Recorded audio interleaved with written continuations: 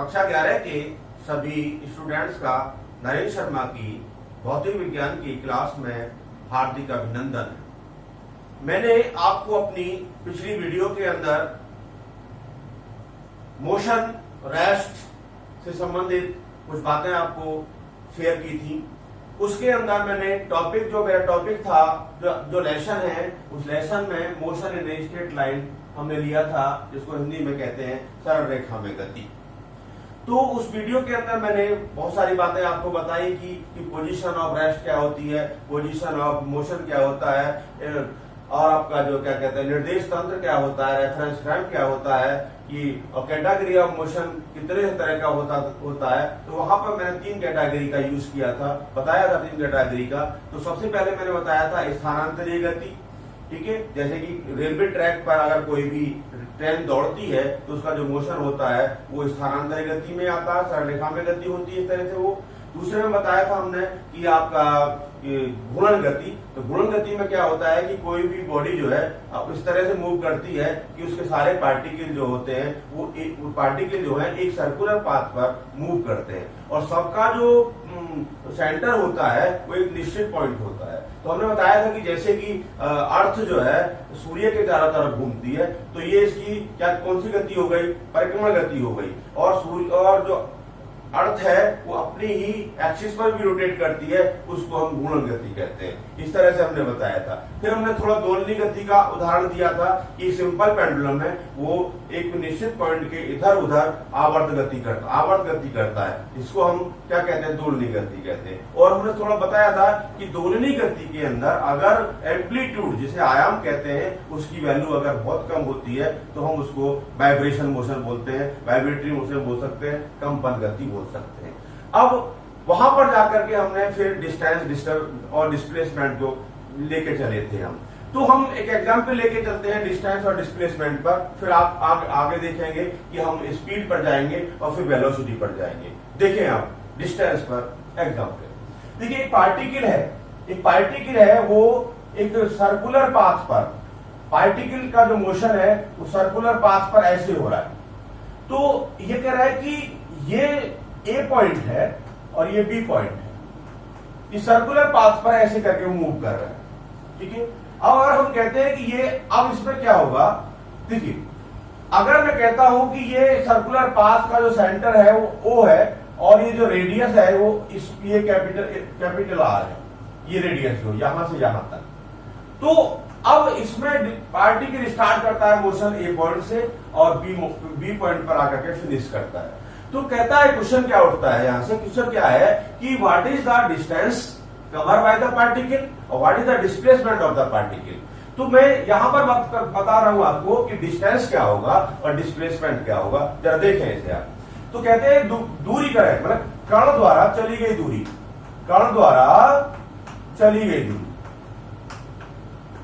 दूरी का मतलब distance cover by the particle is equal to, that is s is equal to, देखिए ये क्या होगा, सर्कुलर पाथ की जो पूरी जो क्या कहते हैं परिधि बनती है वो 2 पाई आर बनती है। यहां पर क्या बनेगी, पाई आर। तो pi r that is pi r. तो pi r is the distance covered by the particle, ये पाई आर हो गया। अगर टोटल सर्किल होता है, देखिए जरा गौर से, अगर ये टोटल सर्किट के पथ पर मूव करता, वो स्टार्ट करता यहां से ए से और ए से बी जाता और फिर सी जाता और एक टोटल ए से चलने के बाद दोबारा से वो ए पर ही आता, तो उस कंडीशन में अगर ये रेडियस, देखिए ये वाला डायमीटर बन जाएगा, ये रेडियस होगा, ये सेंटर होगा। तो यहां इस केस के अंदर distance covered by the particle s is equal to, ये आपका टोटल सर्कमफरेंस हो जाएगी 2 पाई आर, ये 2 पाई आर आ जाएगा।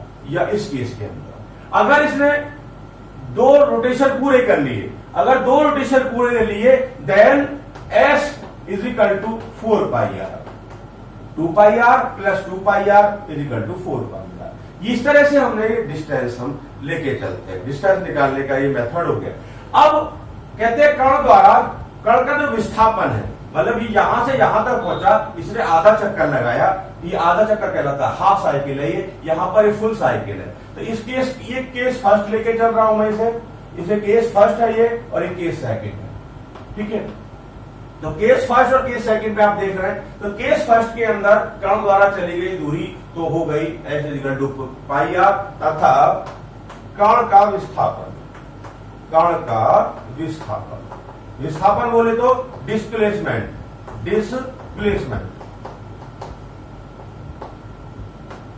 ये क्या हो, ये वेक्टर क्वांटिटी हो जाता है। That is what is the meaning of displacement, the minimum distance between initial and final point between the body is move.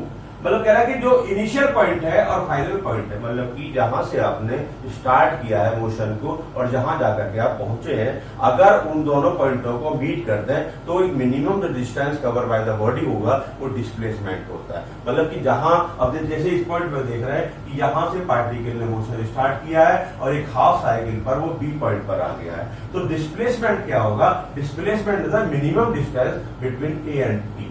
Here A and B is the diameter of the circle। तो इसका मतलब क्या होगा, विस्थापन जो होगा वो क्या होगा आपका जो है ये 2r बन जाएगा। डायमीटर क्या होगा 2r, radius is r also, then we can say the total displacement is 2r। अब सेकंड केस के अंदर, इस केस के अंदर हम क्या कर रहे थे, इस केस में मैंने बताया था सेकंड केस में कि डिस्टेंस जो कवर करेगा वन साइकिल में, एक रोटेशन उसने पूरा किया है, तो डिस्टेंस क्या हो जाएगा, इसकी सर्कमफेरेंस के बराबर हो जाएगा, इसकी परिधि के बराबर हो जाएगा।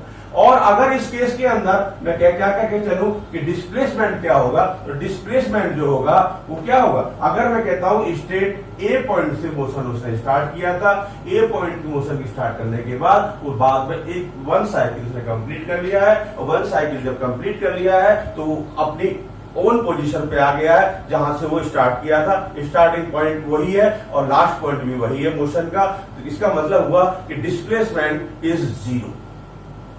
देन डिस्प्लेसमेंट क्या हो जाएगा, वो जीरो हो जाएगा। सर्कुलर पाथ पर पार्टिकल मूव कर रहा है, अपनी पोजीशन से स्टार्ट किया उसने, स्टार्ट करने के बाद वन रोटेशन उसने अपना कंप्लीट किया, तो वन रोटेशन कंप्लीट करने के बाद उसका जो डिस्प्लेसमेंट है वो भी जीरो हो जाएगा। तो इस तरह से हम डिस्टेंस और डिस्प्लेसमेंट को मेजर कर सकते हैं। अब हम अपना दूसरा टॉपिक इसी के अंदर लेके चलते हैं, speed of the object. Speed of the object, वस्तु का वेग, चाल, स्पीड ऑफ एन ऑब्जेक्ट। देखिए, वस्तु की चाल, स्पीड ऑफ एन ऑब्जेक्ट क्या होता है, स्पीड ऑफ ऑब्जेक्ट इसके लिए बताना पड़ता है। देखिए, कोई भी मूविंग बॉडी है, मूविंग पार्टिकल है, तो वो कोई डिस्टेंस कवर करता है किसी भी टाइम इंटरवल के अंदर, तो distance covered by the particle और object in unit time is called speed. इसका मतलब एकांक समय में, यूनिट टाइम में, एकांक समय क्या लगता है, यूनिट टाइम, एकांक समय में कण द्वारा, ड्यू टू पार्टिकल, कण द्वारा तय की गई दूरी, डिस्टेंस क्या कहलाता है, वस्तु की या कण की, या वस्तु यूज किया है एकांक समय में, कण द्वारा लिया तो कण ले सकते, कण को ही ऑब्जेक्ट बोलते हैं, कण की चाल कहा जाता है।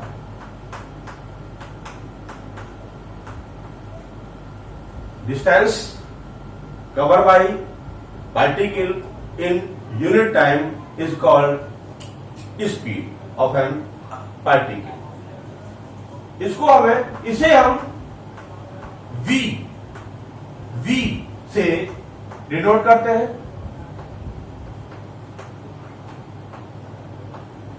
Therefore, speed v is equal to distance upon time,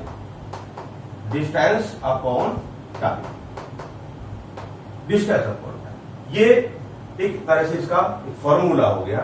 अब डिस्टेंस जो स्पीड होती है, the SI unit the SI unit of speed is equal distance, the unit of distance is metre upon time is second. The SI unit of speed is metre per second. और its dimension formula, its dimension formula, dimension formula क्या बनेगा, is equal to क्या होगा, metre that is L that is T is equal to L T minus 1। The unit of SI unit of speed is meter per second. Its dimensional formula मतलब कि विमा सूत्र LT minus 1। और देखिए ये quantity जो है ये कैसी है, स्केलर क्वांटिटी है। स्पीड कैसी होती है, स्केलर क्वांटिटी होती है, मतलब अदिश राशि होती है। ये है एक अदिश राशि, अदिश को स्केलर कहते हैं, स्केलर क्वांटिटी। इस तरह से हम इस वस्तु की चाल को हमने डिफाइन किया है। अब देखिए जो स्पीड होती है वो यूनिफॉर्म भी हो सकती है और नॉन यूनिफॉर्म भी हो सकती है। तो यूनिफॉर्म नॉन यूनिफॉर्म की बात करते हैं कि कोई भी बॉडी है वो किसी भी मतलब कि स्पीड के अंदर डायरेक्शन नहीं होती है, केवल मैग्नीट्यूड होता है, ठीक है। और स्पीड को देखिए अगर हम कहते हैं कि यूनिफॉर्म मोशन, मैं बात थोड़ा सा कर लूं, यूनिफॉर्म मोशन, यूनिफॉर्म का मोशन का मतलब होता है एक मतलब कि एक समान गति, एक समान गति, एक समान गति। एक समान गति में क्या होगा कि जो भी ऑब्जेक्ट है वो एक निश्चित टाइम इंटरवल में एक निश्चित स्पीड से मूव करेगा। सपोज करा कि हमको 75 किलोमीटर का जो डिस्टेंस है वो कवर करना है। तो जो ऑब्जेक्ट मूव कर रहा है अगर वो 3 आवर में इस टोटल 75 जो आपका डिस्टेंस है इसको कवर करता है। हम कह रहे हैं कि ये जो डिस्टेंस है यहां से लेकर के यहां तक ये टोटल जो डिस्टेंस है वो है 75 किलोमीटर। तो 75 किलोमीटर, तो 75 किलोमीटर में इसे 3 आवर में इसको कवर किया है। तो 3 आवर में कवर किया है तो आप कहते हैं कि अगर इसका फर्स्ट आवर में इसके द्वारा जो स्पीड कवर किया गया था वो 25 किलोमीटर, फिर सेकेंड आवर में 25 किलोमीटर और थर्ड आवर में 25 किलोमीटर। तो हम क्या कहेंगे कि इसकी जो स्पीड है वो यूनिफॉर्म है। इसका मतलब इसकी जो यूनिफॉर्म स्पीड है वो 25 किलोमीटर पर आवर। आप समझ गए इस बात को कि यूनिफॉर्म स्पीड क्या होती है कि कोई भी ऑब्जेक्ट जो भी मूव कर रहा है अगर वो निश्चित टाइम इंटरवल के अकॉर्डिंग निश्चित डिस्टेंस कवर करता है then the motion is uniform. अब नॉन यूनिफॉर्म में क्या होगा भाई, देखिए इसके बाद आता है non uniform motion. Non uniform motion में क्या होगा कि जो बॉडी है कोई भी ऑब्जेक्ट है जो मूव कर रहा है वो एक उसका जो वो टाइम इंटरवल है, जैसे पहला टाइम इंटरवल है तो उसने कुछ अपना डिस्टेंस कवर किया, दूसरे टाइम इंटरवल में डिफरेंट डिस्टेंस कवर किया और थर्ड टाइम इंटरवल में कोई डिस्टेंस कवर किया। इसका मतलब है कि अगर उसने अब ये मोशन टोटल देखें जरा, अगर मैं कहता हूं नॉन यूनिफॉर्म, सेकंड में कह रहा हूं मैं non uniform motion. Non uniform motion मतलब कि वेरिएबल मोशन, मतलब कि परिवर्तित चाल, असमान चाल कह सकते हैं, असमान चाल, परिवर्तित चाल, ठीक है।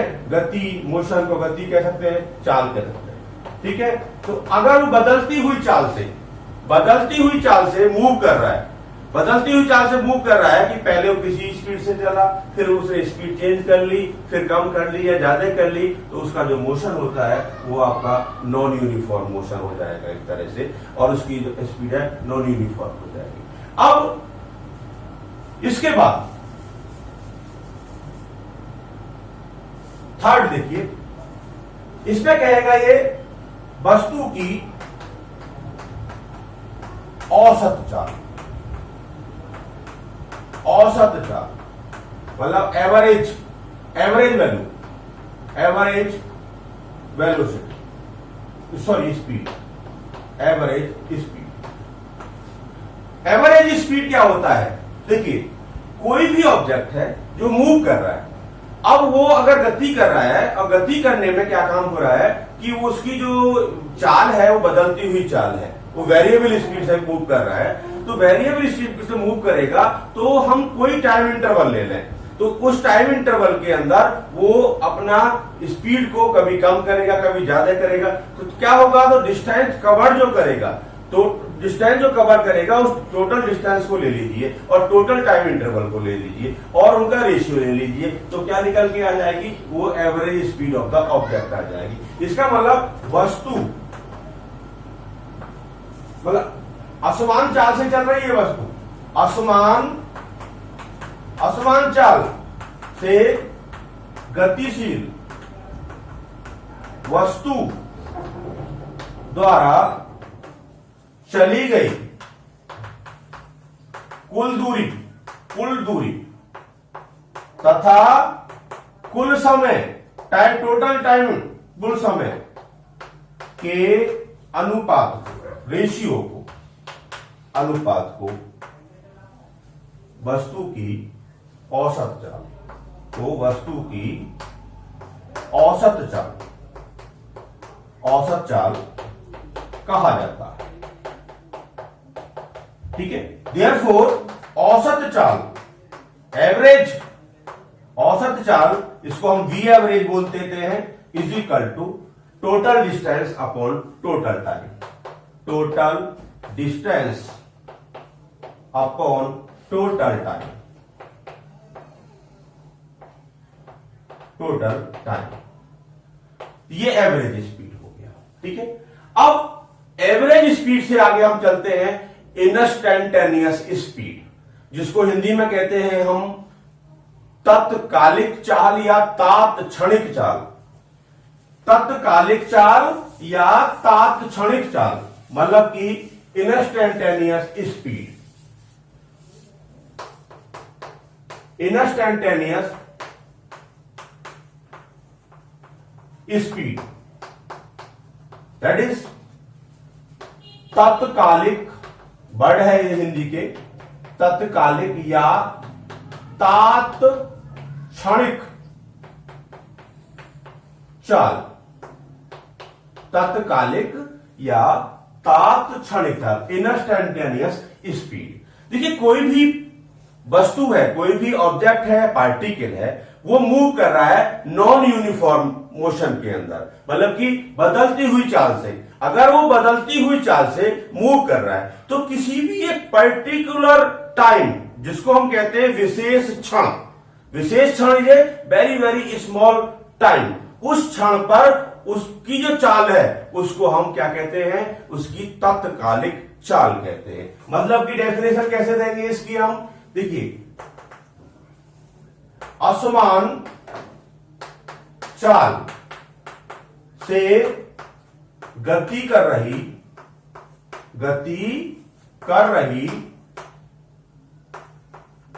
वस्तु, ऑब्जेक्ट, असमान चाल से गति कर रही वस्तु की किसी विशेष क्षण, ये इंस्टेंट कहते हैं, इंस्टेंट, विशेष क्षण मतलब कि एक पर्टिकुलर टाइम, विशेष क्षण पर चाल तत्कालिक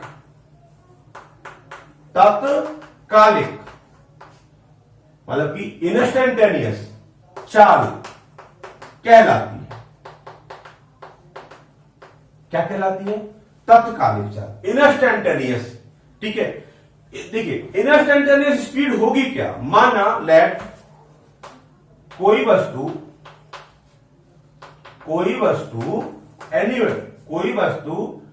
अति अल्प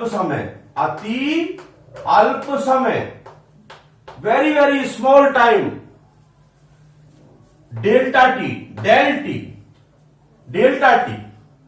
ठीक है, में डेल्टा एस दूरी डिस्टेंस तय करती है।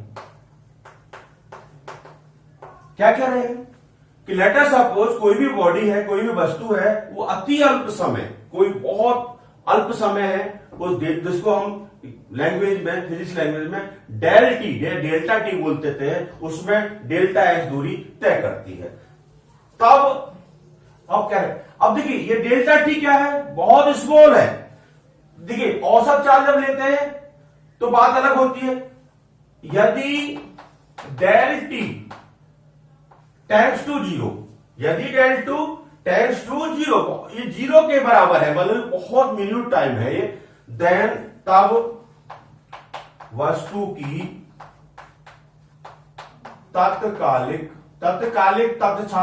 तात्क्षणिक इंस्टेंटेनियस, तीनों एक ही चीज होते हैं, तत्कालिक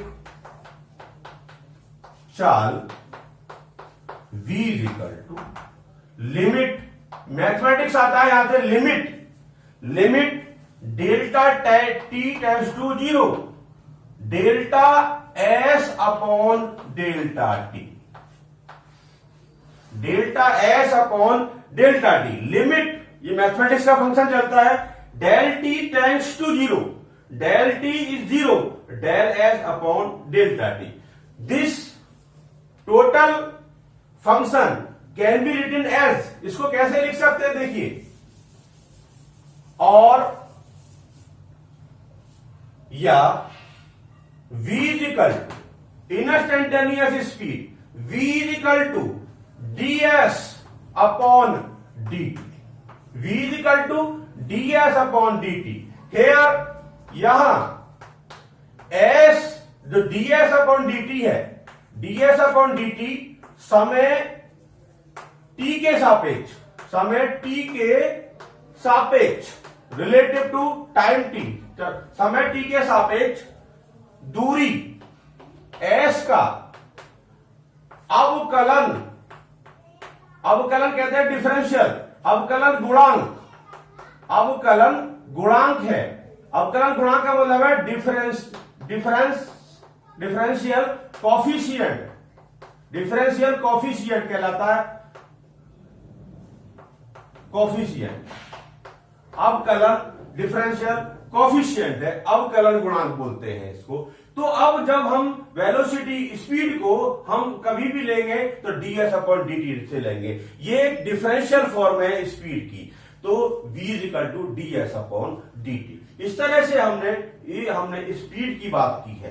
अब थोड़े से और हम आगे जाते हैं कि कोई भी बॉडी है, कोई भी पार्टिकल है, वो देखिए केस, देखिए स्पेशल केस बता रहा हूं मैं आपको कि एक डिस्टेंस है टोटल, ये डिस्टेंस a टू b है, a टू b डिस्टेंस को हमने कई पार्टों में कवर किया है। ये कवर पार्ट जो है, जो डिस्टेंस बन रहे हैं, ये s1, ये s2, ये s3 and dot dot dot dot, ठीक है। अब इनको जो मतलब टाइम जो लग रहा है इनको कवर करने में, वो t1, t2, t3 and dot dot, ठीक है, t1, t2, t3 and dot dot. Then औसत चाल जो ऑब्जेक्ट है, उसे समझ में आ गया। हमने a से b तक का डिस्टेंस, जो टोटल डिस्टेंस है, वो छोटे छोटे पार्टों में हमें तय करना है, और उसमें जो पार्टों में जो टाइम लगा है वो t1, t2, t3 लगा है। अब ये इस पार्ट को जो तय किया गया है विद स्पीड v1, और इसको v2, इसको v3 and dot dot dot, और टाइम जो है वो t1, t2, t3 and dot dot है, और डिस्टेंस जो है वो छोटे छोटे, वो आपका s1, s2, s3 है। तो औसत चाल जो होगी, एवरेज स्पीड जो होगी, कुल दूरी, टोटल मतलब कुल दूरी बटे कुल समय, कुल दूरी बटे कुल समय। तो टोटल वी एवरेज की बात कह रहा हूं यहां, वी एवरेज औसत चाल जो है, कुल दूरी, तो कुल दूरी देखिए s1 plus s2 plus s3 plus dot dot dot dot upon time क्या होगा, t1 plus t2 plus t3 and dot. इस तरह से हम क्या ले लेते हैं, एवरेज स्पीड ले लेते हैं। अगर हम कहते हैं देखिए कि कोई भी डिस्टेंस था, कोई भी, अब देखिए t1 जो होगा, अगर हम इसको देखिए टाइम क्या होता है, देखिए v is equal to s upon t होता है, speed is equal to distance upon time, therefore time is equal to क्या हो जाएगा, s upon time is equal to s upon v, मतलब कि डिस्टेंस अपॉन वेलोसिटी। तो यहां पर और हम ले सकते हैं वी एवरेज में S1 plus S2 plus S3 plus dot dot dot upon T1 क्या हो जाएगा, S1 upon V1 plus S2 upon V2 plus S3 upon V3 and dot dot dot.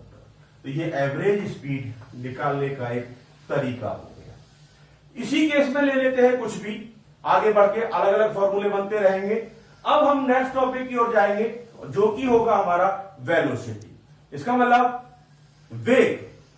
देखिए अब देखिए आगे टॉपिक पर चलते हैं, तो उसमें हम आते हैं वेग पर। वेग बोले तो वेलोसिटी। अब देखिए कोई भी पार्टिकल है तो उसकी एक स्पीड होती थी पहले, अब हम वेलोसिटी पर आ गए। तो वेलोसिटी में क्या होगा कि वेलोसिटी के अंदर मैग्नीट्यूड और डायरेक्शन दोनों होंगे। मैग्नीट्यूड और डायरेक्शन दोनों होंगे तो मोशन का एक अपना एक डायरेक्शन शो किया जाएगा। तो डायरेक्शन जब शो होगा तो उसमें डिस्प्लेसमेंट आएगा, ठीक है। तो displacement is a scalar quantity. तो इसकी डेफिनेशन जो है वेग की, मतलब कोई वस्तु के समय के साथ विस्थापन में, विस्थापन में परिवर्तन की दर वस्तु का वेग कहलाती है।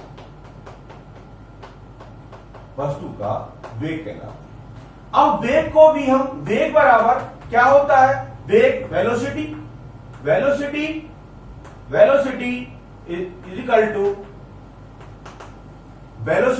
इज इक्वल टू डिस्प्लेसमेंट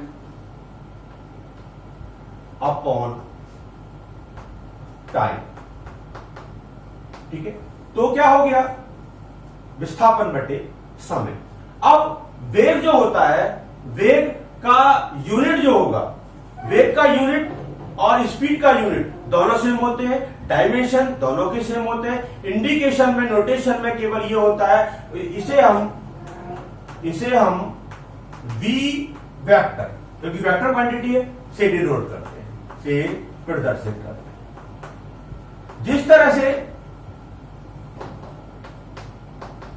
अब ये भी आपका uniform, non uniform velocity, uniform velocity भी हो सकती है, नॉन यूनिफॉर्म वेलोसिटी भी हो सकती है। तो फिर हम इसकी तरफ क्या जाते हैं, औसत वेग की ओर जाते हैं। औसत वेग, देखिए औसत वेग क्या होता है, वही काम है। औसत वेग बराबर कुल विस्थापन, वहां कुल दूरी था, कुल विस्थापन अपॉन कुल समय, कुल विस्थापन बटे कुल समय, इसको हम औसत वेग कहते हैं। अब ऐसे ही जैसे वहां हमने तत्कालिक, तात्क्षणिक, इंस्टेंटेनियस उसकी बात की थी, तो यहां भी हम एक विशेष, मतलब कोई भी वस्तु है, वो कोई भी ऑब्जेक्ट है, वो एक असमान वेग से गतिशील है, नॉन यूनिफॉर्म वेलोसिटी से जा रहा है, उसका नॉन यूनिफॉर्म वेलोसिटी है। तो क्या होगा कि क्या कहते हैं, औसत वेग हमने ले लिया कुल विस्थापन बटे कुल समय, तो वहां उसकी इंस्टेंटेनियस स्पीड भी ले सकते हैं। मतलब कि असमान, ये क्या टॉपिक क्या आ गया एक तरह से हमारा, ये तत्कालिक वेग, इंस्टेंटेनियस वेग, तात्क्षणिक बोल सकते हैं, तात्क्षणिक ऐसे बोल लो, तात्क्षणिक वेग। तात्क्षणिक वेग में क्या है कि कोई भी कण है, पार्टिकल है, या कोई भी वस्तु है, अगर वो असमान वेग से चल रही है, मूव कर रही है, तो क्या होगा, किसी पर्टिकुलर टाइम पर, एक विशेष टाइम पर उसकी जो वेग होता है उसको हम उसका क्या कहते हैं, तात्क्षणिक वेग कहते हैं। तात्क्षणिक वेग को हम v से ही लिखेंगे। v इज इक्वल टू, वही काम है, limit delta t tends to delta s upon delta t. Here that is delta s is a displacement. मतलब कि कोई भी ऑब्जेक्ट, कोई भी वस्तु एक टाइम इंटरवल डेल्टा टी में, जो कि बहुत स्मॉल था, उसमें डेल्टा एस विस्थापन उसने कवर लिया है, तो क्या, और डेल्टा टी टाइम लगा है, देन तत्कालिक तात्क्षणिक वेग is equal to limit del s upon is equal to del s upon del t. Therefore v is equal, vector में आ सकते हैं तो del d s upon d t, d s upon d t. इस तरह से हम तत्कालिक वेग, तत्कालिक चाल को निकाल करके चलिए। देखिए सारी बातें आपके समझ में आई होंगी, और इसको आप दोबारा बार बार वीडियो को देखें, चैनल को सब्सक्राइब करें। अब देखिए इसके बाद अगली वीडियो के अंदर हम गति के जो समीकरण है उनकी ओर जाएंगे, जो कि आप देखेंगे नेक्स्ट वीडियो।